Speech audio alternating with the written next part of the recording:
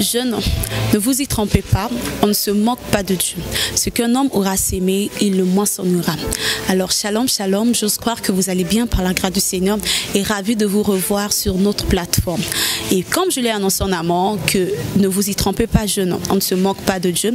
Ce qu'un homme aura sémé, il le moissonnera. Nous avons tiré cela dans le livre de Galates, chapitre 6, verset 7, là où la Bible déclare tout ce que je viens de dire.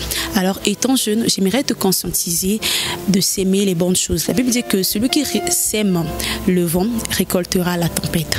Étant jeune, si tu sèmes les mauvaises choses, tu vas récolter les mauvaises choses. Par là, je prends un exemple palpable dont tout le monde parle de nos jours, qui est à la une. Et il s'agit du gouvernement de la RDC qui a décidé d'exécuter tous les Koulouna qui sont en prison. Et suite à cette décision, beaucoup sont contre, disent qu'il y a les droits de l'homme qui existent et tout, et d'autres sont pour cette idée-là. Maintenant, j'aimerais dire, la Bible déclare qu'on ne récolte que ce que l'on sème. Les jeunes qu'on va exécuter, qui vont être exécutés, ont certainement fait des choses qui ennuient à la société, des choses pas bien. Ils ont violé les gens, ils ont massacré certaines personnes et ils ne font que s'aimer ce qu'ils ont récolté, ce qu'ils ont sémé. Et c'est aussi ça. Quand on ne sème pas les bonnes choses, on récolte des mauvaises choses. C'est ça. Donc, étant jeune, apprenons à s'aimer des bonnes semences pour que notre récolte soit bonne.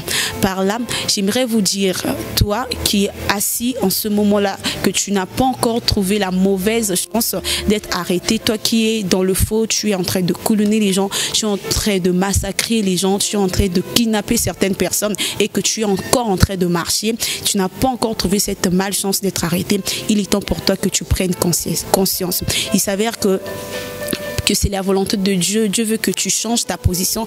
Dieu veut que tu changes ta façon de faire des choses. Il veut que tu prennes conscience par rapport aux événements que tu vois devant toi.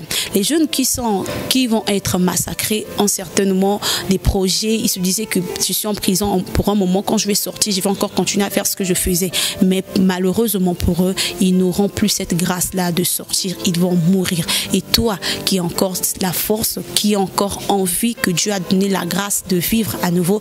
Donc, j'aimerais que tu prennes conscience de ta vie, que tu prennes conscience de la grâce que Dieu t'a donnée de vivre et que tu changes ta façon d'être.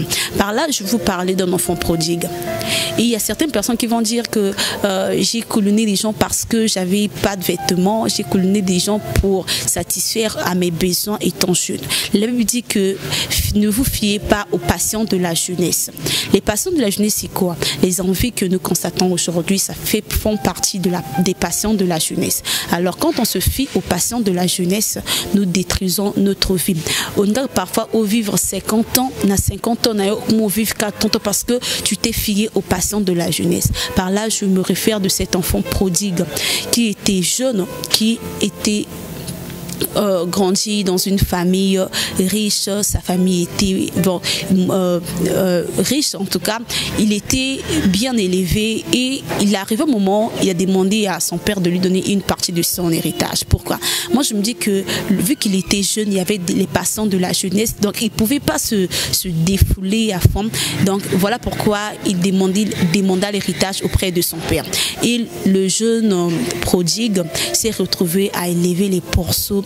L'argent que son père lui avait, l'héritage que son père lui avait donné, il est allé s'enivrer avec, il s'est livré aux passions de la jeunesse qui par la suite, il a fini sa vie dans la honte, il a fini sa vie à élever des porceaux.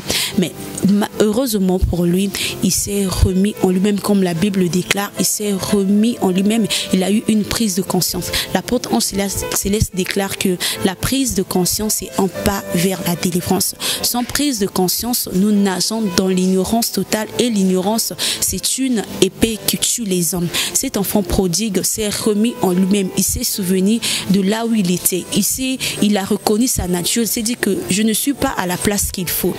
Donc je suis jeune, je ne suis pas prédestiné à souffrir, je ne suis pas prédestiné à me livrer aux passions de la jeunesse. Donc quand il s'est remis en lui-même, il est retourné auprès de son père pour s'excuser, il est retourné auprès de son père pour pour dire à son père que j'ai été égaré, j'ai été naïf, j'ai été dans l'ignorance, j'ai été aveuglé par les passions de la jeunesse. C'est ça qui m'ont poussé à aller loin de toi, c'est ça qui m'ont poussé à demander mon héritage. Alors j'aimerais te dire, toi qui es à la maison, toi qui n'as pas encore trouvé la mauvaise chance d'être arrêté par les gens par rapport aux mauvais actes que tu commets, par rapport à ta marche, par rapport à tes mauvaises choses, j'aimerais te dire de prendre conscience de ta vie. La grâce que Dieu t'a donnée en ce moment, ce n'est pas que tu dois laisser cette grâce-là s'échapper, que tu ne dois pas laisser cette grâce-là s'évaporer comme la vapeur. Tu dois saisir cette grâce-là. Donc il est temps pour toi que tu te lèves, que tu prennes conscience de ta vie, que tu te remets en toi-même pour comprendre que les passions de la jeunesse sont éphémères.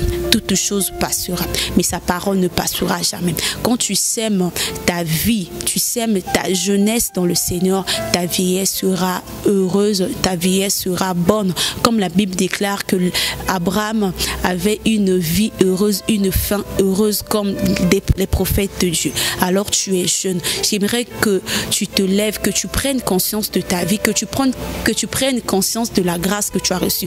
Moi, je me dis toujours que la jeunesse, c'est une période de force.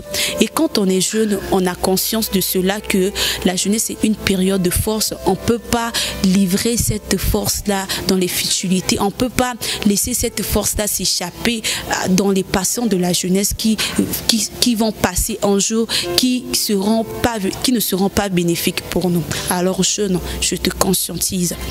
Ne sois pas comme d'autres enfants, mais sois comme cet enfant prodigue qui, malgré ses erreurs, malgré sa mauvaise marche, il s'est remis en lui-même.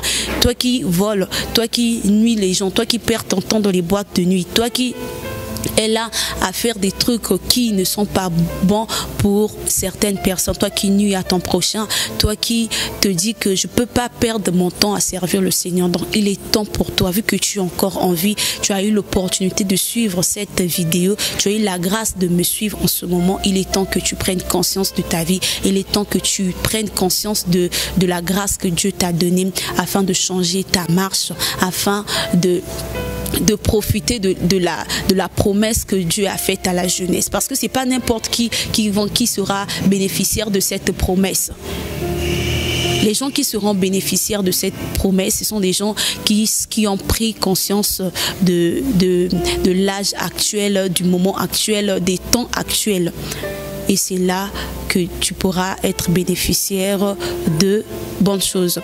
J'allais oublier récemment, quand je rentrais à la maison, j'ai vu une jeune fille. Là, je l'ai oublié. J'étais derrière, elle était devant moi. Elle marchait, elle avait mis une jupe avec un demi. J'étais devant elle. Et puis, j'allais pour ma partir. L'esprit de Dieu m'a convaincu de la parler. Moi, j'ai dit, je l'ai d'abord demandé, ma soeur, comment je vais? Elle a dit que j'allais bien et tout. On a commencé de parler. J'ai dit, tu n'es pas obligé de t'habiller comme ça.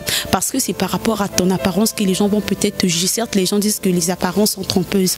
Mais les apparences aussi peuvent faire de sorte que si la personne pouvait peut-être t'aborder, pouvait peut-être te dire quelque chose de bien, en te voyant, la personne s'éloigne. Alors, tu n'as pas besoin de t'habiller d'une façon pour nuire aux gens, d'une façon désordonnée, pour attirer les gens vers toi. Donc, c'est mieux de donner ta vie à Jésus-Christ, toi qui as trouvé la grâce de me suivre. Il est temps pour toi de donner ta vie au Seigneur, parce que le Seigneur Jésus-Christ, je suis jeune, je dis que le Seigneur Jésus-Christ, c'est ma base, le Seigneur Jésus-Christ, c'est ma forteresse, le Seigneur Jésus-Christ, c'est mon appui.